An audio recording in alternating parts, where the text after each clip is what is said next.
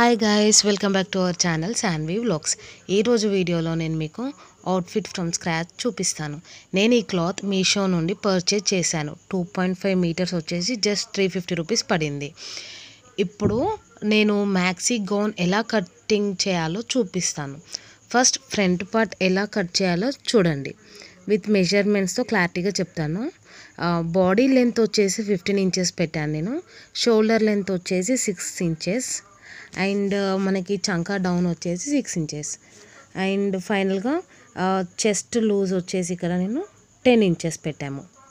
నేను already మెజర్మెంట్స్తో front part అయితే cut చేసి పెట్టాను. ఇప్పుడు ఎక్స్ట్రా లైనింగ్ అంతా కట్ చేసి మీకు ఫ్రంట్ పార్ట్ ఎలా ఉంటుందో చూపిస్తాను.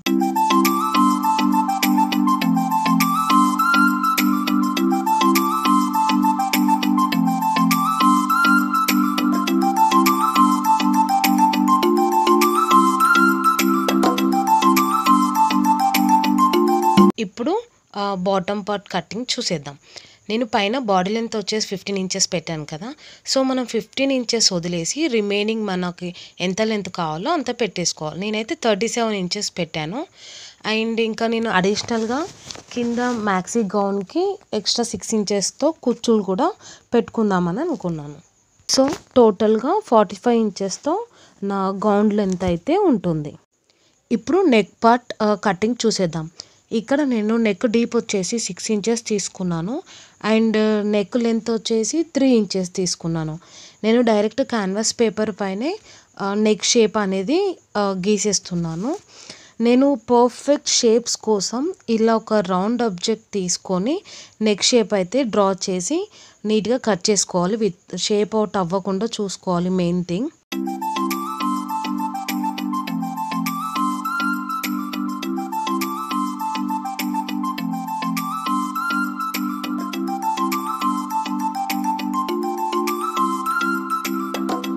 నెక్స్ట్ క్యాన్వాస్ని ఇలా నీట్గా నెక్ షేప్తో కట్ చేశాక నేను లైనింగ్కి పెట్టి ఐరన్ చేశాను. సో అప్పుడు మనకి క్యాన్వాస్ క్లాత్కి స్టిక్ అయిపోతుంది. మనకు స్టిచ్చింగ్ చేసేటప్పుడు అటు ఇటు మూవ్ అవ్వకుండా షేప్ అవుట్ అవ్వకుండా నీట్గా ఉంటుంది అనేసి.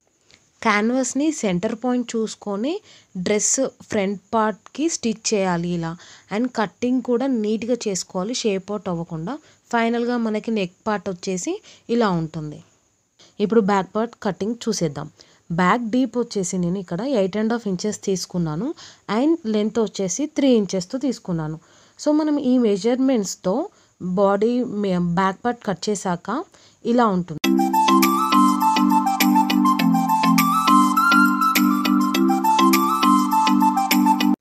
ఇప్పుడు ఇదే బ్యాక్ పార్ట్కి నేను కుచ్చులు పెడుతున్నాను.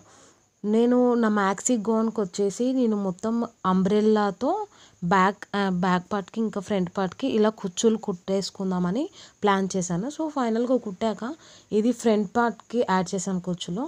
నెక్స్ట్ ఇది బ్యాక్ పార్ట్కి యాడ్ చేసా కుచ్చులు. కొంచెం డిఫరెంట్ లుక్తో ట్రై చేద్దాం అనేసి నేను కింద ఎక్స్ట్రా 6 ఇంచెస్తో ఇలా స్టిచ్ చేశాను. నెక్స్ట్ వచ్చేసి హ్యాండ్స్ కటింగ్ చూసేద్దాం. పైన రిఫరెన్స్ పిక్లో చూపిస్తున్నట్టు నేను అలా పఫ్ హ్యాండ్స్ పెట్టుకుందామని అనుకున్నాను. దానికి మెజర్మెంట్స్ వచ్చేసి నా హ్యాండ్ లెంత్ 5 ఇంచెస్ పెట్టాను. పఫ్ కోసం 2.5 ఇంచెస్ పెట్టాను. అండ్ హ్యాండ్ డౌన్ వచ్చేసి కూడా 2.5 ఇంచెస్ తీసుకొని కటింగ్ చేసేసుకోవాలి.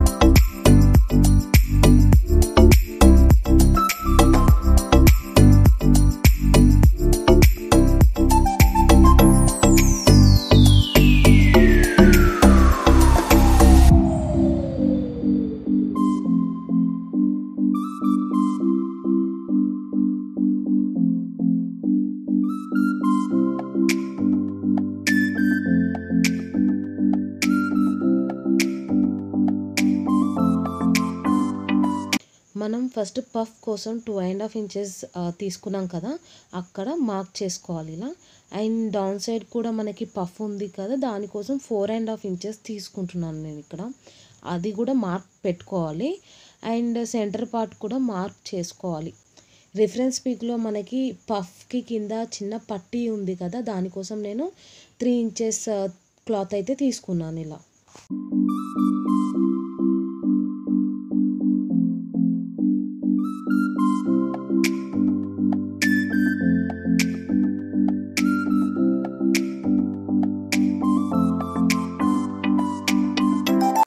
ఇప్పుడు హ్యాండ్స్ స్టిచ్చింగ్ ఎలానో చూసేద్దాం. రిఫరెన్స్ పిక్లో చూపిస్తున్నట్టు మనకి పైన అండ్ కింద 2 సైడ్స్ పఫ్ ఉంది. సో మనం కూడా అలానే స్టిచ్ చేసేద్దాం.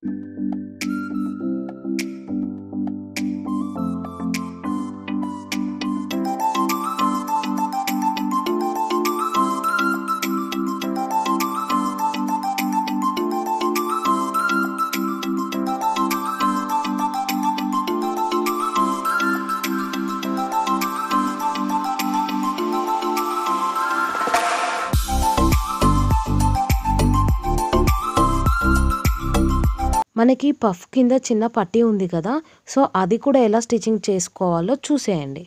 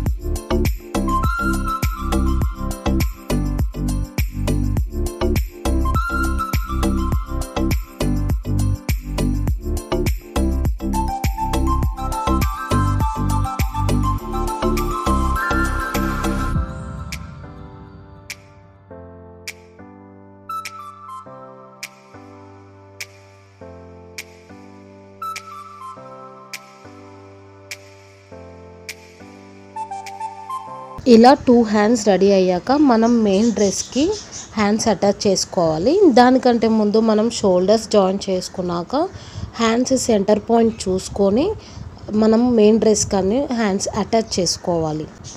అండ్ లాస్ట్కి హ్యాండ్ ఫిట్టింగ్ ఇంకా లూజ్ చూసుకొని ఫైనల్ స్టిచెస్ వేసుకుంటే మన మ్యాక్సీ గౌన్ అనేది రెడీ అయిపోయినట్టే.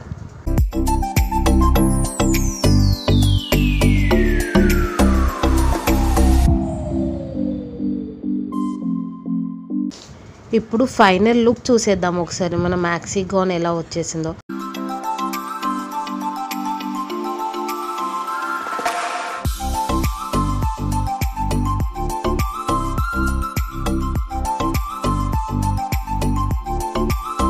ఫైనల్ అవుట్లుక్ చూసాక మీకు ఎలా అనిపించిందో కమెంట్ సెక్షన్లో చెప్పండి. మరిన్ని ఇంట్రెస్టింగ్ వీడియోస్ కోసం please subscribe to my channel and మర్చిపోకుండా నోటిఫికేషన్ బెల్ని ఆల్లో పెట్టుకోండి. అప్పుడు నేను వీడియో ఇలా అప్లోడ్ చేయగానే మీకు నోటిఫికేషన్ అలా వచ్చేస్తుంది.